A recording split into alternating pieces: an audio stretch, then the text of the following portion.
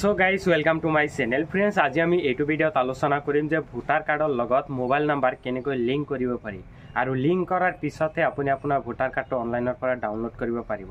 So guys সম্পূৰ্ণ process মই এইটো ভিডিঅ'টোত জনাম। যদি ভাল লাগে লাইক কৰিব, শ্বেয়াৰ কৰিব আৰু যদি চেনেলটো ছাবস্ক্ৰাইব কাৰণে অনুগ্ৰহ কৰি চেনেলটো ছাবস্ক্ৰাইব কৰিব। সবলৈকে আজিৰ ভিডিঅ'টো আমি আৰম্ভ কৰোঁ। সো গাইজ ভোটাৰ আইডি কাৰ্ডৰ লগত মোবাইল নাম্বাৰ লিংক কৰিবলৈ হ'লে নাইবা আপডেট কৰিবলৈ হ'লে পোনপ্ৰথমতে যিকোনো এটা ব্ৰাউজাৰ ওপেন কৰিব। তাৰ পিছত সাৰ্চ নামৰ যিটো অপচন আছে ইয়াতে আপুনি টাইপ কৰিব voters.eci.gov.in এইখিনি লিখি আপুনি সাৰ্চ কৰিব।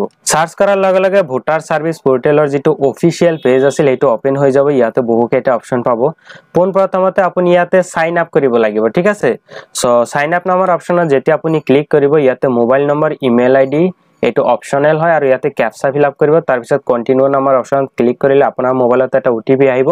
সেই ওটিপিটো বহাই এটা পাসওয়াৰ্ড দিব আৰু সেই পাসওয়াৰ্ড দি আপুনি সাবমিট কৰিলে আপোনাৰ এটো সাইন আপ হৈ যাব, ঠিক আছে। সো মোৰ অলৰেডি সাইন আপ হৈ গৈছে, সেই কাৰণে দ্বিতীয়বাৰ মই আপোনালোকক আৰু দেখাব নোৱাৰো, অলৰেডি দেখাব। সো যেতিয়া সাইন আপ কমপ্লিট হৈ যাব তাৰ পিছত লগইন নামৰ অপচনত আপুনি ক্লিক কৰিব। যেটো নাম্বাৰ দি আপুনি সাইন আপ কৰিছিলে সেই মোবাইল নাম্বাৰটো আপুনি ইয়াতে বহাই দিব। তাৰ পিছত ইয়াতে পাসওয়াৰ্ডটো বহাই দিব। পাসওয়াৰ্ডটো বহাই দিয়াৰ পিছত ইফালে যেটো ক্যাপচা কোড শো হৈ আছে সেই ক্যাপচা কোডটো আপুনি সেম টু সেম ইয়াতে টাইপ কৰিব আৰু ৰিকুৱেষ্ট ওটিপি নামৰ অপচনত ক্লিক কৰিব।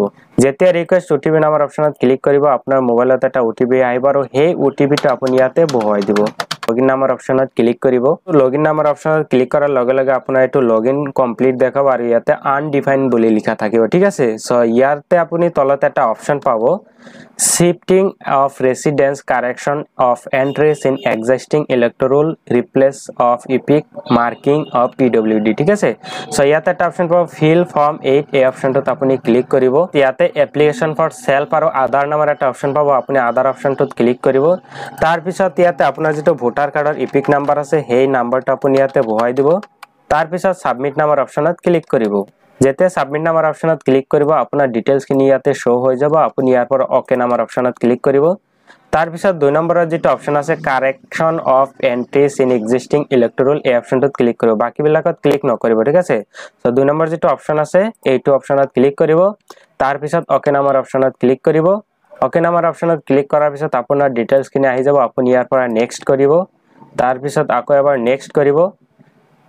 তাৰ পিছত ইয়াতে এটা অপচন পাব application for correction of entries in existing roll. ইয়াৰ পৰা আপুনি জাস্ট মোবাইল নম্বৰটো সিলেক্ট কৰিব, ঠিক আছে। মোবাইল নম্বৰ সিলেক্ট কৰাৰ লগে লগে ইয়াতে এটা বক্স ওপেন হ'ব আৰু এই বক্সত আপোনাৰ মোবাইল নম্বৰটো আপুনি ইয়াতে বহাই দিব। তাৰ পিছত নেক্সট কৰিব ইয়াৰ পৰা, ঠিক আছে। তাৰ পিছত ইয়াতে প্লেস নামৰ এটা অপচন আহিব, আপোনাৰ ভিলেজৰ নামটো ইয়াতে আপুনি টাইপ কৰিব। তাৰ পিছত নেক্সট কৰিব আৰু ইয়াতে এটা ক্যাপচা কোড আহিব, ক্যাপচা কোডটো আপুনি ফিল আপ কৰিব। সেন্ড ওটিপি নামৰ অপচনত ক্লিক কৰিব।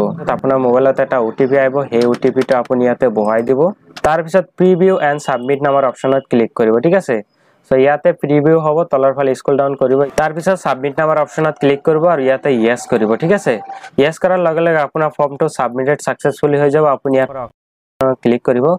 ওকে নামৰ অপচনত ক্লিক কৰাৰ পিছত আপোনাৰ সেই মোবাইল নম্বৰটো আপ টু ডেট হৈ যাব আৰু মোবাইল নম্বৰটো আপ টু ডেট লগে লগে হৈ যায়, ঠিক আছে। তাৰ পিছত ইয়াতে ইপিক ডাউনলোড নামৰ এটা অপচন পাব। এই অপচনটোত যায় আপোনাৰ যেটো ইপিক নাম্বাৰ আছে সেইটো আপুনি ইয়াতে বহাই দিব। তাৰ পিছত ইয়াৰ পৰা আপুনি ষ্টেটটো সিলেক্ট কৰিব আৰু সাৰ্চ নামৰ অপচনত ক্লিক কৰিব। ইয়াতে চাব পাৰিব যে আপোনাৰ মোবাইল নম্বৰটো আপ টু ডেট হৈ গৈছে, ঠিক আছে। সো ইয়াৰ পৰা আপুনি সেন্ড ওটিপি নামৰ অপচনত ক্লিক কৰিব। আপোনাৰ মোবাইলত এটা ওটিপি আহিব, সেই ওটিপিটো আপুনি ইয়াতে বহাই দিব। তাৰ পিছত ভেৰিফাই নামৰ অপচনত ক্লিক কৰিব। তাৰ পিছত আপোনাৰ ইয়াতে ওটিপি ভেৰিফাই সাকসেসফুল হ'ব। তাৰ পিছত ডাউনলোড ইপিক নামৰ অপচনত আপুনি ক্লিক কৰিব আৰু আপোনাৰ যেটো ভোটাৰ আইডি কাৰ্ড আছে এটো ডাউনলোড হৈ যাব, ঠিক আছে। সো এনেকৈ আপুনি আপোনাৰ ভোটাৰ কাৰ্ডটো ডাউনলোড কৰিব পাৰিব আৰু mobile number up to date কৰিব পাৰিব। সো গাইস আজিৰ ভিডিও এইখিনি আছিল। যদি ভিডিওটো ভাল লাগে লাইক কৰিব, শ্বেয়াৰ কৰিব আৰু যদি চেনেলটো সাবস্ক্ৰাইব কৰা নাই অনুগ্ৰহ কৰি চেনেলটো সাবস্ক্ৰাইব কৰিব। সো গাইস ভিডিওটো চোৱাৰ বাবে বহুত বহুত ধন্যবাদ।